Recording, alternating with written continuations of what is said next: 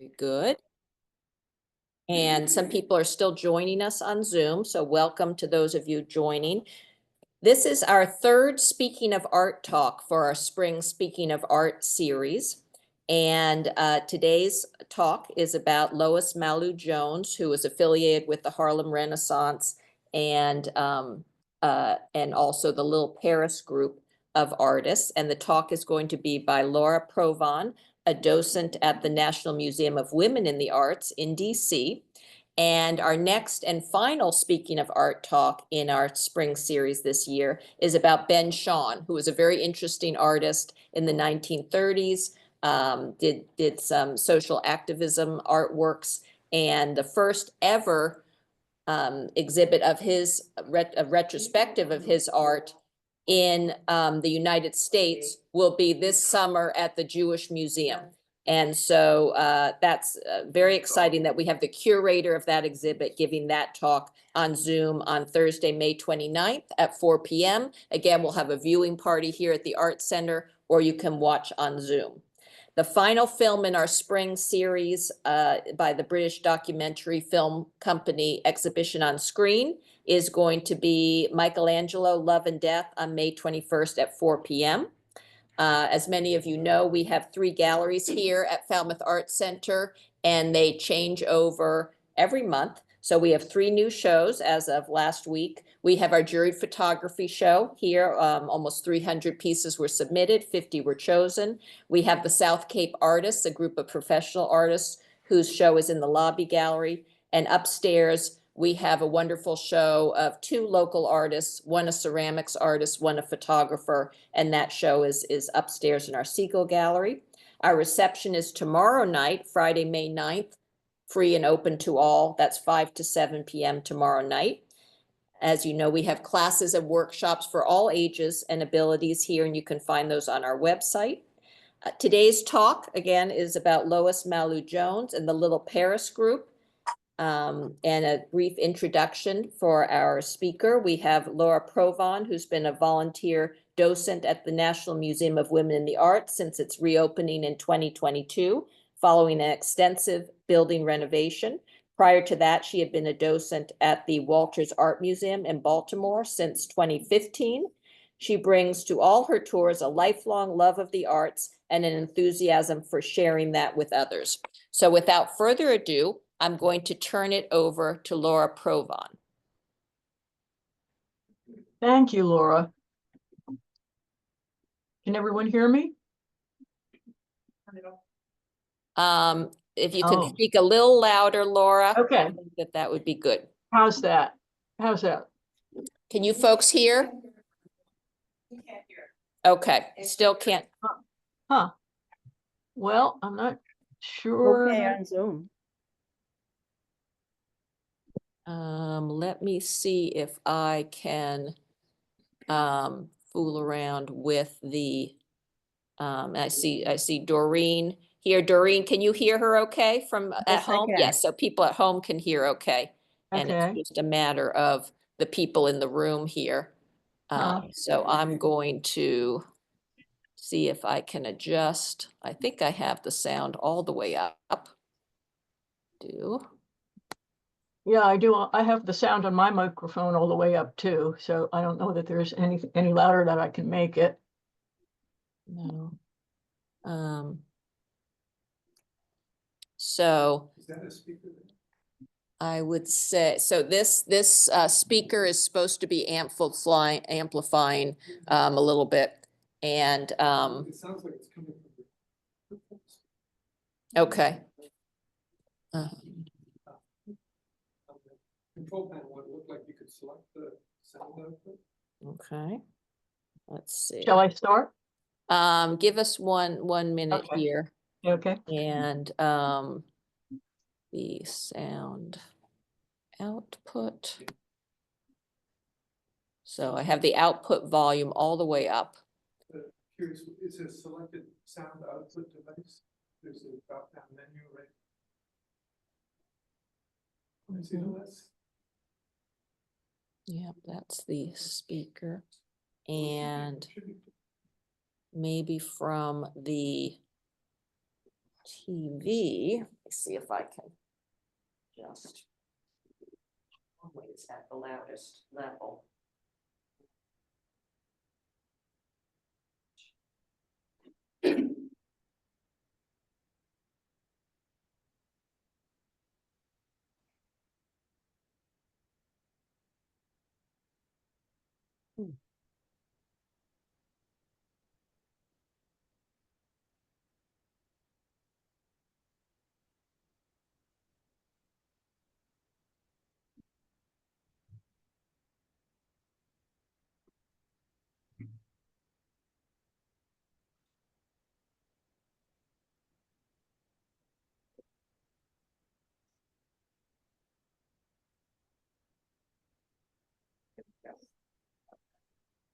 All right.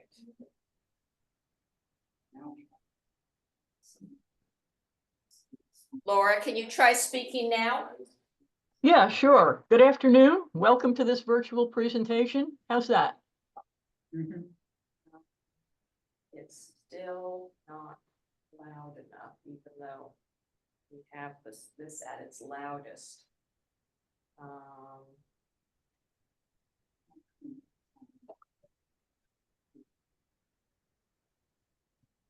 That's at its loudest. It looks like one of the choices.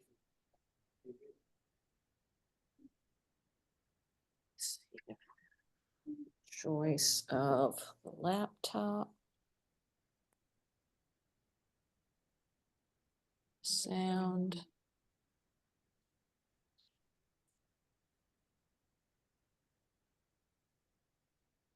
Wonder what this does. Laura, try speaking now. Good afternoon. Welcome to this presentation.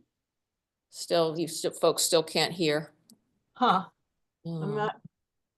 There's nothing, I don't believe there's anything else I can do on my end. My speaker's all the way up. Mhm. Susan, do you have any tricks there? No, I mean, I just talk really loudly, like I'm projecting into the room itself, you know, like I was standing in the room trying to reach the people in the back. Yeah, that's what I'm trying to do, but apparently it's not working. I can hear it my home. Okay, Yeah, problem is It's the all people clear in the that room. way. So it has to be at the other end then. Yes, so it's just in this room, that it's not as loud as it should be. And, I was gonna ask, is it on the speaker? so this is a microphone. Oh, okay. And so it's, what it does is picks up sounds Yeah. in this room. Okay. But I do have a mic. Laura, I'm gonna, bring a speaker in and see if that helps. okay.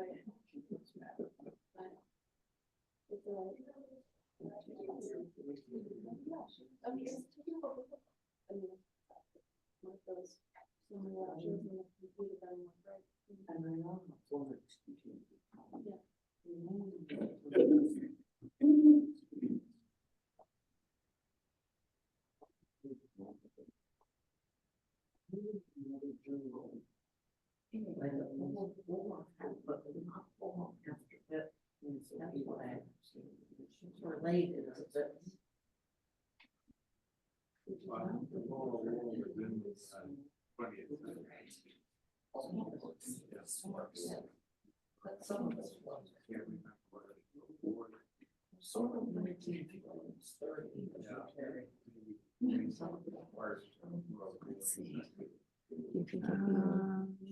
Yep, that's a USB port right Yeah. there. But that is a little different.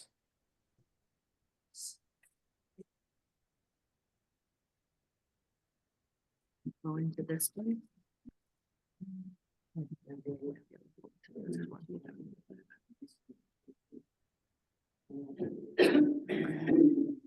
Looks like it's on. Okay. Laura, try speaking now. Okay, thanks for the introduction, Laura. Any better? Can that go higher? Do you know how to make that speaker? It's not coming out of that speaker though. Let's see if this will do it. Oh, that's gonna give it two, maybe it's two. Let's see if she speaks now. Check out. Should I try speaking again? How's that? Is that any better? So see that headphones port? If you click that one. Laura, try speaking now. The volume- Okay, I'll try speaking again. Any help? It's coming out of here. Try it now. But the buzz is. Okay, I'll try again. Oh, Any Now better? it's loud. Okay, Okay, you got it. okay. All right, shall we Okay. roll? Now we've got the sound for here in the room. Okay, great. Well, let's get going. Thank you for your patience, everyone. And also, Laura, thank you again for your introduction. Our theme today is Lois Mailou Jones and Friends, Little Paris in Washington, D.C. The Little Paris group is a small group of mostly Black artists in the art department of Howard University in D.C. Jones and other distinguished artists taught and studied here before and after the Second World War. I was initially planning for this to be a mix of presentation and conversation, but since we're going to hold questions till the end, I'll ask my questions as we get to each artwork. But if you have responses or questions or thoughts, note them down and save them for the end. I'm going to provide information, of course, but I'm very interested in hearing your thoughts, which I hope you'll share. And remember, there's no right or wrong response to a work of art. First, a bit about Nemwa's history. It's the first museum in the world dedicated to championing women in the arts. What we see here on the left is a shot of the building. It's a historic building, and I'll get into a little bit of the history of it in a moment. And on the right are newly renovated galleries, which has brought the whole museum up to current curatorial and conservational code, and also given us a lot more space to display more of the collection. It's in downtown DC. It's a couple of blocks away from the White House. The museum was founded by local collectors Wilhelmina Cole Holliday and her husband Wallace, and opened to the public in 1987. The building, which itself opened in 1908, is a former Masonic temple, which provides a little delicious bit of irony as a Masonic temple, it would not have allowed any women in the building. And we've sort of taken care of that problem. Why did the Hollidays found this museum? Wilhelmina started asking her friends and acquaintances, can you name 5 women artists? And almost nobody could. Once they figured out what she was up to and they started doing some research, she upped the ante. Can you name 10? And that led to the founding of this museum. The collection includes more than 6,000 objects by more than 1,500 artists, and they are from every imaginable background and nationality and culture. It spans time and place with artworks ranging from the 1500s to the current day. And what you see here is just a tiny sampling of the many, many different kinds of art that we hold in the collection. Our first artist is Lois Mailou Jones. She was born in 1905 in Boston and was a prolific artist and educator. After educating from the School of the Museum of Fine Arts in Boston, Jones began her career working as a freelance textile designer in Boston and New York. She also designed theatrical costumes and masks. Her start as a textile and costume designer was a familiar path for many women at the time. These were considered more suitable for women, especially because their work was usually anonymous, which of course was more decorous. She once told a decorator that she had designed the print used on a fabric, and the response she got was that a Black woman couldn't have made such a design. Well, Jones did not want to be anonymous, so she shifted to painting, and she always signed her work. In 1930, after teaching art for a year at an all-black prep school in North Carolina, where, by the way, she also coached the basketball team, taught folk dancing, and played piano at church services, Jones was recruited by James Vernon Herring, who was the chair of the art department at Howard University. He wanted her to teach at Howard here in Washington. She became highly regarded as an influential teacher of many other Washington school artists, including Alma Thomas and Elizabeth Catlett, who are also included in this tour. Here. Take a moment to look closely at this painting. It's called Arros, which is a name of a town, Haute-Pyrénées, which is a mountain range in France. It's clearly influenced by the French post-impressionist painter Cézanne. You can see the angles of the rooftops, the strong verticals, the horizontals of the river and the road. But it's, even though, and of course the looming mountain range in the background, even though there's nothing actually moving in this painting except for for the river and these two little figures walking down the road, to me it looks vibrant and dynamic because of her use of color, and her brushwork, which is loose but specific, if that makes any sense. It's a peaceful scene, but the colors do lend energy. She spent a sabbatical year from Howard at the Académie Julian in Paris in 1937, which was a private academy that was the first in France to admit women. During this time, she made many landscape paintings en plein air, or outside rather than in the studio. This one in Nemwa's collection was painted in 1949 during one of her summers in Paris, where she continued to spend time after World War II between 1946 and 1953. Of course, artists' styles evolve over the course of their careers, and the next painting we'll see by Jones is very different. Different indeed. This is called Grand Bois d'Ie.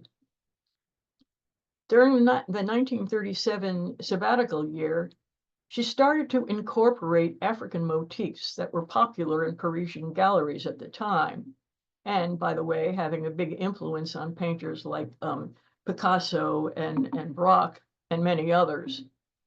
But this also drew on her early training as a costume and mask designer. You can see this is very mask-like, this is very costume-like, and the background, this swirl of pattern and color, looks very much like a stage setting. What does Grand Bois d'Ie mean? It is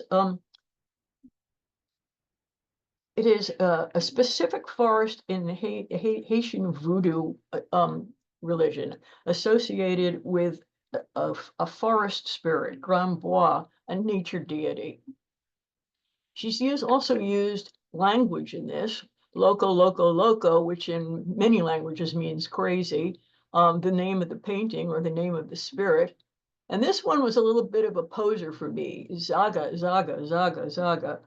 I found numbers of different translations of that, but it seems to mean restful place, but in Spanish it translates into the name of a hangover soup.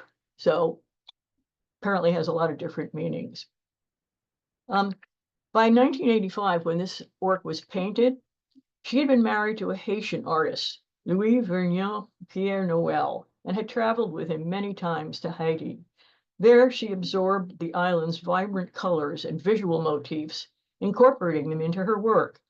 Works like Grand Bois d'Ie show her knowledge of both European Cubist ideas and African and Caribbean art traditions.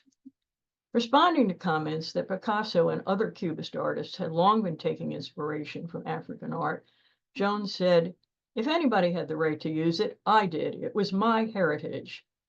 This debate persists in current concepts of cultural appropriation. Another painting in that mode is a 1972 painting called Ode to Kinshasa, which is the capital city of the Democratic Republic of Congo. Here we have an interesting juxtaposition. We have the finished artwork on the left, and we have a preparatory sketch on the right. And it's always interesting to compare those two things. Look for a moment and see what you can find about the principal differences between the initial sketch and the final work. What stands out to me is the central circle in the middle of this shield-like shape, which is just two circles, and in the final work becomes an eye, very specifically an eye staring right at us from the center of the shield. The very colorful lozenges below it have turned into a much more subdued palette, including the ones on the side, and an added one on the side of the eye. This streak of sort of separated blues and greens has become much more modeled together, as has the yellow on the side. The specific diamond pattern at the top of the painting has become much more pronounced. This is a really interesting painting to me, and it's always good to be able to see, which one often can't, the preparatory drawing compared with the finished product. Jones had many artist friends and collaborators. This is from a 1948 photograph in Jones's studio at Howard. You see on the left an interesting person named Céline Tabary, who we will talk about a bit in a moment. Here is Jones herself, and above her is Alma Thomas, whom we'll get to later in the presentation. Céline Tabary, who was a white French woman whom Jones met when they were both students at the Académie Julienne, they became very close friends, as Jones's French was not quite up to snuff at first, and Tabary was helping her with her translations, and through that collaboration, they became very close friends. Tabary joined Jones when she went back to America, but when World War II started, Tabary was unable to return to France, and so she remained in Washington and joined the Howard faculty. Here's Jones's painting of Tabary. This is a beautiful work, I believe. She looks the very picture of an elegant French woman with the lovely colors and lines. And the artwork in the background is downplayed, so the focus is on the sitter herself. It's a very loving portrait in my mind. As a friend, Tabary played a very important role in Jones's life. At the time, Black artists weren't welcome in established art academies and exhibits in America. In 1941, the Corcoran Gallery, a prominent institution in Washington, held a competitive exhibition. Jones could not submit her entry directly, so Tabary submitted it for her. Jones's painting ultimately won the competition, but the same thing happened. Tabary had to collect the prize money and give it to her friend. 50 years later, in 1991, the Corcoran held a retrospective show of Jones's work and issued a formal apology. Jones would often visit the institutions that hung her work and stand in front of her paintings. She recalled, "The guard saw me looking at the painting and said, 'I guess you like art, don't you?' I said to myself that he doesn't know that the painting is mine hanging there. And so that's how it was way back in those early days. I was exhibiting in all the big museums, but they never knew that I was black because I either shipped my works or had a white person deliver them. Now you see how difficult it was." Here are Tabary's sketches of Jones. I think these are charming. They're so intimate and loving, really. The sketching on blue paper gives it a sort of warmth and she's caught Jones in a very contemplative moment. Let's look at one of Tabary's finished oil paintings. Take a moment and look. There's a lot going on here. Terrasse de Café, which was painted in 1950, certainly shows the influence of analytic cubism with all of its angles and planes conveying energy and movement. She's fragmented the scene, making ample use of color to convey light and shadow, the breeze, the dappling sunlight through the trees in the background. You can almost hear the rustling breeze and the chatter of the waiters and diners. Even things that are round, like the cakes here, the aperitif glasses, people's hats, somehow appear angular. I'd like very much to stop by and have a drink or an espresso at this place, and I imagine you would too. Our next artist is perhaps the most famous of the Little Paris group today. Alma Thomas was born in Georgia, but her family moved with her to Washington when she was 15 as they attempted to get away from toxic racism. Though DC was, of course, segregated at that time, Thomas had access to art instruction for the first time, and she found her calling. She took art classes at Howard University, initially planning, like Jones, to study costume design as a home economic major. But the department chair persuaded her to change her major to art. She became the first woman to graduate from Howard with a fine arts degree. She also took art classes at American University and went on to teach in the Washington public school system and at Howard until her retirement. She also did costume and textile design, but that was mostly for herself. Thomas was committed to the civil rights movement, attending such events as the 1964 March on Washington, where Martin Luther King Jr. made his I Have a Dream speech. But she felt strongly that her art should not be political. She did take some heat for this from the civil rights community, but she said, "I've never bothered painting the ugly things in life. People struggling, having difficulty, you meet that when you go out, and then you have to come back and see the same thing hanging on the wall. No, I wanted something beautiful that you could sit down and look at, and then the paintings change you." As you'll see, she was influenced by Matisse, who was a colorist and one of the founding fathers of modernism. Thomas herself said, "Color is light, life, and light is the mother of color." This is a beautiful painting that I wish showed up better in a slide. She had been painting her whole life in a realistic style, but only developed this signature style, what she called Alma dots or dashes, in her 70s after she retired from teaching. It's how she's best known. This painting and many others of hers are based on her own backyard garden and on public gardens in DC. I'm going to magnify this just so you can see.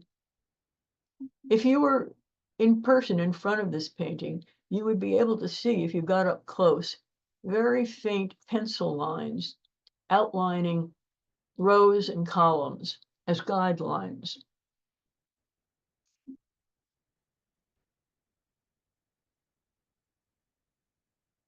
But she chose not to erase those. It's also hard to see here that there's rhythm in the color progressions with blending and overlapping of tones. For example, the green here, these started out as the same color blue that's next to them, and then she painted over them. And you can discern little overlaps, or you can see the blue peeping out from under some of the green. And that's true throughout the color scheme of the entire painting. Think cascades of flowers with sunlight shining through them, and perhaps a slight breeze. Beautiful. This is one of my favorite paintings in the museum collection. Thomas was also interested in technology, and particularly in the space program unfolding in the late 1960s. Our next painting reflects this in Thomas's signature way. You can see it's in her signature style, but is much more monochromatic. And interestingly, either she painted over the pencil lines here, or she erased them because they are not visible even up close and in person.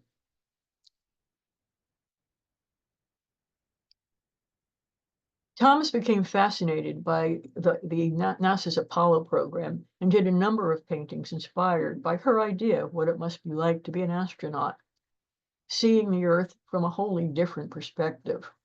Orion is one of those paintings. It's not intended to be a realistic portrayal of the constellation, of course, but rather her impression of it. It also reflects the power and velocity required to leave the Earth's orbit. It's fiery.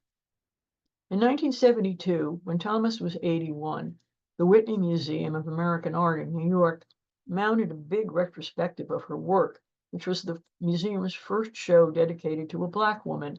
She was delighted. Later on, the Obamas bought a painting of hers for the White House collection. She was the first Black female artist to be included in that collection. And in case anybody's interested in historic real estate, Thomas's house in Washington recently went on the market for $2.2 million. Her garden is in the back. Our last artist, unlike Thomas, was committed to political action and imagery, focusing on Black Americans and Mexican workers, especially women. The price she ultimately paid for this was exile in her adopted country, Mexico, forbidden to return to the United States. Catlett was the grandchild of formerly enslaved Africans and the child of teachers in the DC public school system. As with our other female artists today, Catlett found it difficult to make a living as an artist without teaching and spent much of her life doing so, both in the US and Mexico. After studying art in high school, Catlett was accepted to the Carnegie Institute of Technology art department, but when the school realized she was Black, the acceptance was withdrawn. As with Jones and the Corcoran, she received an apology, a one-woman show, and an honorary doctorate from Carnegie many years later in 2007. Catlett did go instead to Howard University, where her teachers included, as you know, Lois Mailou Jones and the prominent philosopher Alain Locke. Graduating with honors in 1935, Catlett went on to earn the first MFA in sculpture at the University of Iowa. Her painting teacher at Iowa, Grant Wood, encouraged his students to explore different media, which got her started in engraving, lithography, and woodcuts, all of which were to be as important a part of her work as was sculpture. During the mid-1940s, Catlett moved to Mexico, where she joined the print workshop Taller de Gráfica Popular, a collective known for its use of graphics to support and commemorate the heroism of ordinary people. Her time there strengthened her conviction that art should be in support of human struggles against oppression. She was also studying indigenous Mexican art. Catlett's affiliation with the leftist graphics collective resulted in her being surveilled by the U.S. Embassy. Remember, this was during the McCarthy Red Scare. Eventually, she was barred from re-entering the United States and was declared an undesirable alien. In 1962, Catlett renounced her American citizenship and became a Mexican citizen, excuse me. Catlett's work evolved into a mixture of abstract and figurative in the modern tradition, with influences from African and pre-Hispanic indigenous Mexican art traditions. Her work can be described as social realism because her dedication to the issues and experiences of African Americans and Mexican workers. She said the primary purpose of her work is to convey social messages rather than pure aesthetics, although certainly to me, her work is indeed aesthetically beautiful. It certainly wasn't art for art's sake. This print is from Catlett's For My People portfolio, which she created for the 50th anniversary of the poem by the same name by Catlett's close friend, the poet Margaret Walker. Walker's poem, For My People, was first published in Poetry Magazine in 1937, and it's freely available online at the Poetry Foundation .org. It's a very moving and beautiful poem. And these illustrations, some of the one page of illustrations from it, about for the unity of people who are suffering together, but who find joy within that and within their community. I love the vivid colors and the energy in this work. I can almost hear their voices, both singularly and together. It feeds the eye as well as evoking emotions. The four groupings engaged in shared activity create a sense of community even among separate people. You can see the influence of African arts in this mask-like face, especially in this one. I would love to see the entire portfolio. Our last, in contrast, this work is anything but colorful. I would ask you what your first impression is of these two figures. What are they looking at? What might they be feeling? What might you want to ask? Either one of both. Clearly, it's a contrast between an old person and a little boy. The old woman is looking off into the distance. The boy's doing the same, but notice you can see the whites of his eyes and not hers. Clearly, she's seen a lot, and he looks a little astonished, I think, at what might be in his future. But its very starkness, I think, speaks to its purpose. Our last artwork is a wonderful example of Catlett's skill with sculpture. Think about what you can tell about this woman from the image. Look at the contrast. Let's take a closer look. The mask-like face with this kind of stiff, unmoving features contrast remarkably, I think, with the utterly fluid nature of the body and the fabric on her skirt. It's a little unclear. At first, it looks like it's a nude from the torso up, but then clearly she's wearing a dress. So where does it stop? It might stop here, might stop there, but it's not clear. The material, polished bronze, is extremely shiny and polished and finished. If we look at the side and back of the sculpture, we get this a better sense of movement and movement. She's stepping forward. You can see she's dolled up. She's wearing heels, and you can see a little better the forward movement of her arms, the swing of her arms. More details about her hair, and you can see even more of that here. This cleft down the back of the figure is interesting. It seems to be a trademark of Catlett's sculptures of women. I did not see, there's a big retrospective of Catlett's work at the National Gallery of Art just now in Washington. And there were a number of sculptures of both men and women, and only the women had this cleft down the back. It does give it more of a sense of propulsion forward. The title is interesting, Stepping Out. For its potential double meaning, stepping out can mean going to a dance or party, as when Fred Astaire sings "Steppin' Out with My Baby" in the 1920s movie Easter Parade, or it can imply cheating or stepping out on one's partner. Either way, this woman is determined. She's going to get what she wants. One of the things linking these artists and has stuck in my mind, the three Black women faced many restrictions in their struggles to make a career of art. The common response was teaching, which was a major part of the white Tabary's career as well.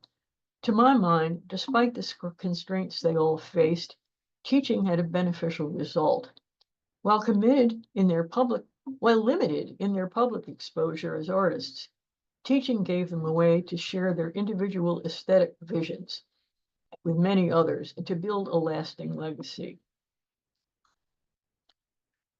I will be happy to take questions.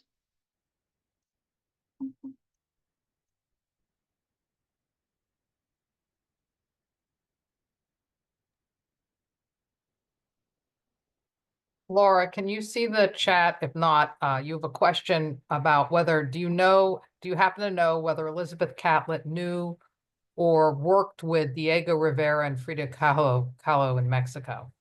She did not work with them, but she knew both of them. I mean, they were part of a mutual circle of artists there too. I mean, there was also the Spanish artist Remedios Varo there and the British artist Leonora Carrington. They were all there at the same time. And the art community in Mexico City was pretty small. So I'm sure they all encountered each other.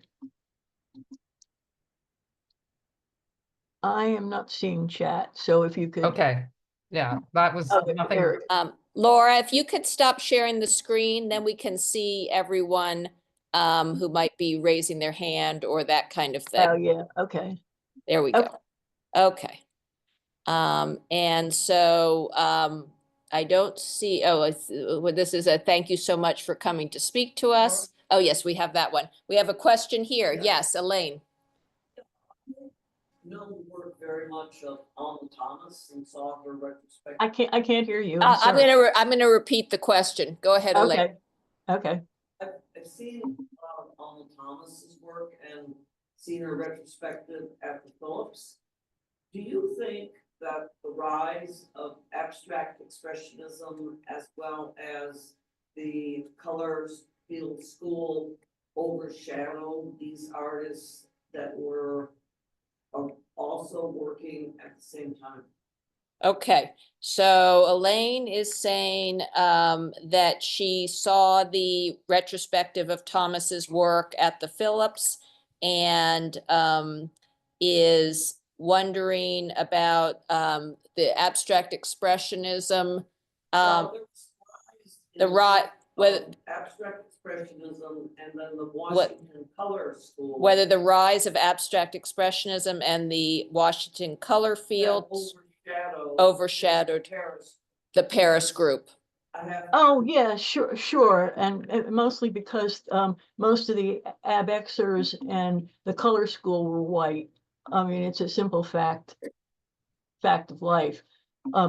But I think that she was definitely part of the Washington artistic scene, especially as she developed her later life Alma Dot style, which was much more in tune with abstract expressionism and certainly the color field school. Thank you for that question. Other questions here in the room or on Zoom? Yes, question, Lilia.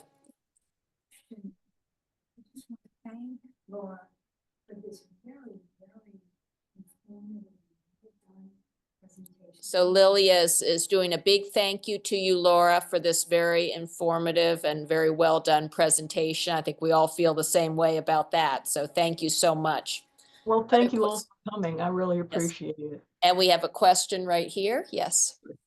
The Museum of Fine Arts in Boston has a retrospective of John Wilson, who basically also got his art education at the Museum of Fine Arts, studied in Paris and also Mexico City. I wonder if there was an overlap there. Basically, he's from Roxbury, and they're just recently recognizing him. Yes, so there's a retrospective of John Wilson's work at the MFA in Boston, which I actually saw a couple of weeks ago as well, as an excellent exhibit, and where he was from Roxbury, but also spent some time in Washington, D.C., and she's wondering whether Paris and Mexico City, and wondering whether whether he knew this group of artists. That I cannot say. I just don't know. I'm sorry. Okay. It's certainly possible, but I don't know. Okay. Other questions here in the room or on Zoom? Other I see what questions? became of the fabric designs and or the costumes? They, they're more perishable than paintings, and they tend to be discarded after, certainly costume designs after a performance. They may be in private collections, but I'm not aware of any in a public collection. Okay, any other questions from the audience? It's great to have such a big group here. We've got 25 or so on Zoom. Yes, Lily, another question. Timer. So I grew up as an artist during a period in which women's art was looked at as a very overlooked and neglected area of art history. So Lilia is saying that as she calls herself an old timer, she grew up during a time when women's art was overlooked and not thought of in the same way as men's. Was a culmination of about 20 years of women in the arts. There were various organizations, I was part of those, that wanted to give some semblance of recognition to women artists. I taught art history, particularly modern art history, out of a book that was the prime art history text for colleges throughout America. And one of my students. And I'm just going to repeat a little bit, Lilia, because so that people on Zoom can hear. And she's talking about how the museum, the National Museum of Women in the Arts, was a culmination of many years of women coming together and gathering these pieces. And as an art history teacher herself, Lilia is saying that she taught from a certain textbook that, go ahead, Lilia. Oh, yeah, Jansen. Pointed out that there was not one woman artist recognized, mentioned in all of the coverage. And I said, oh my God, you're right. And she was pointing out that in the textbook, there were no women artists at all in the textbook. So she as a teacher, she decided to do a different text. She never went back to that text.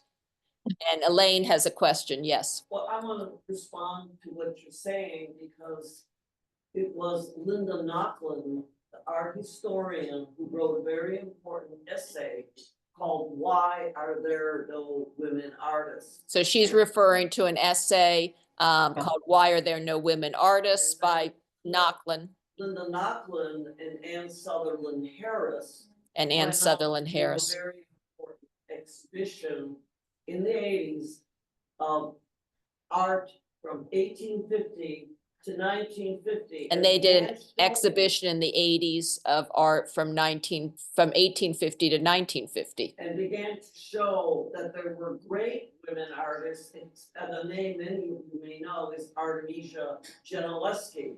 Well, this was all, I think, feeding into the founder of the Women's Museum, who really wanted to make a difference. And they discovered there were great women artists, and this all came to a culmination in the founder of this museum, the National Museum of Women in the Arts. And I want to say, if any of you get to Washington, D.C., this is a great museum with a great collection. Elaine is saying that if you get to Washington, D.C., this is a great museum with a great collection. And they have a visionary director who was the curator. With a visionary director.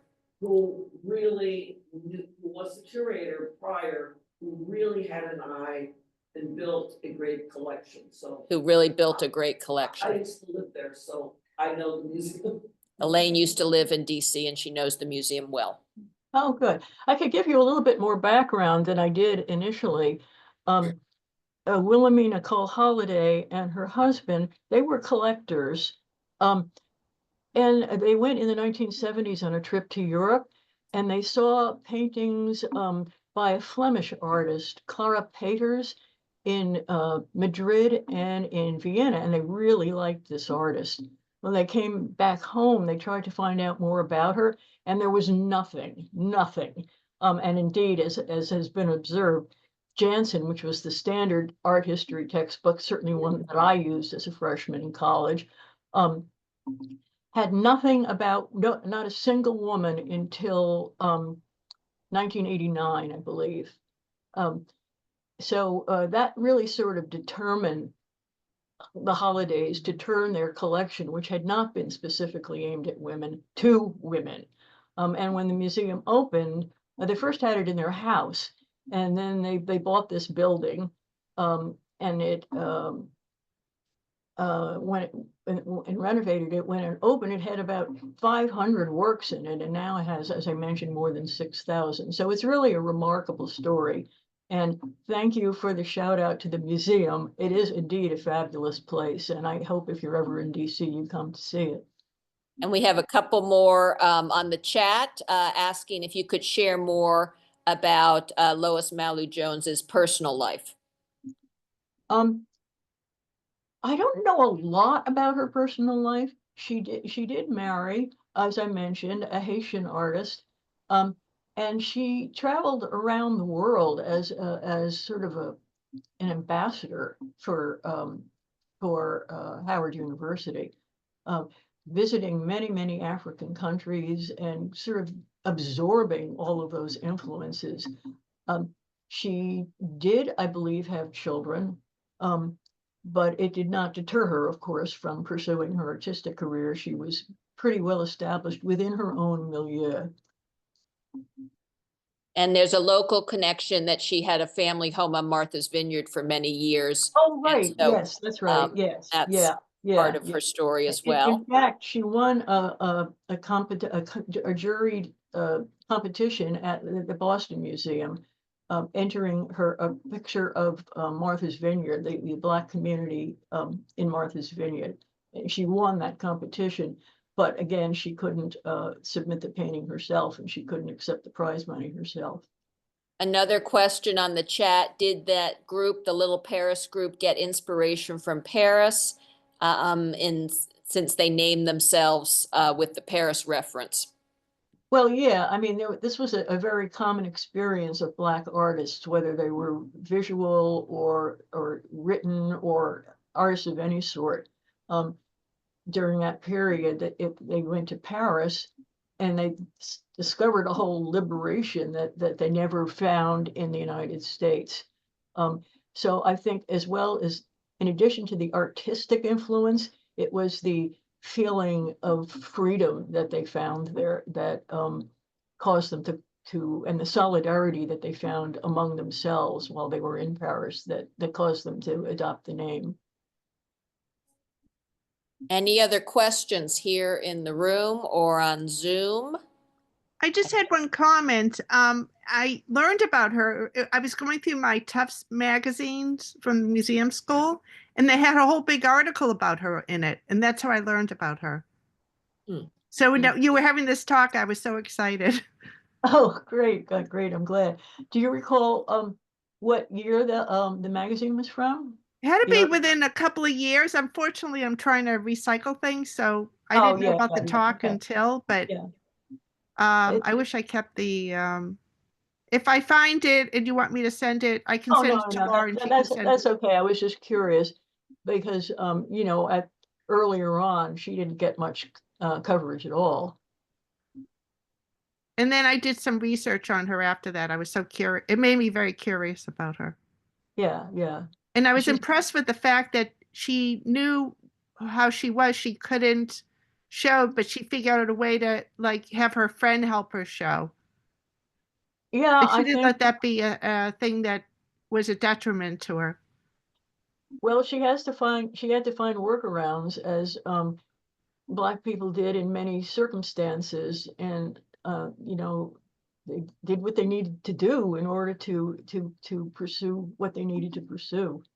But the fact that she entered these art shows, you know, it didn't stop her from doing that. No, it sure didn't. It sure didn't.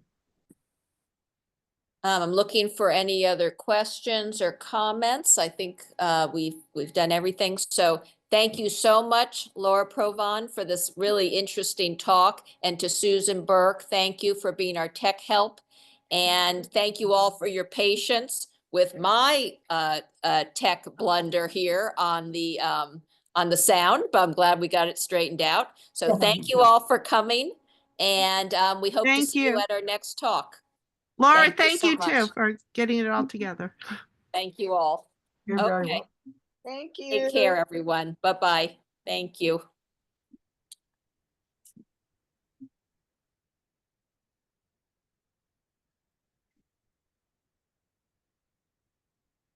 Ah, I've lost my cursor.